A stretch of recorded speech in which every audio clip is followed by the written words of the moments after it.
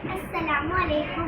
मैं मलड़िया Khadija Pathanwadi Urdu primary school तीसरी जमात की तालिबा। मैं आप सबके सामने 28 रियासतों के नाम पेश करने जा रही हूँ। A3 यानी A से 3 रियासतों के नाम। BRCSNOP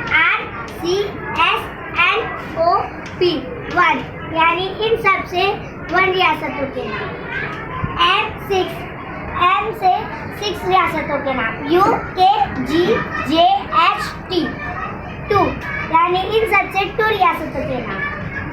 आसाम, अरुणाचल प्रदेश, आंध्र प्रदेश, बिहार, राजस्थान, छत्तीसगढ़, सिक्किम, नागालैंड, ओडिशा, पंजाब, मध्य प्रदेश, मिजोरम, महाराष्ट्र, पश्चिमी बंगाल, मणिपुर, मेघालय, उत्तराखंड, उत्तर प्रदेश, कर्नाटक, केरला, गोवा, गुजरात, जम्मू कश्मीर, झारखंड, हरियाणा, हिमाचल प्रदेश, त्रिपुरा, तमिलनाडु। शुक्रिया।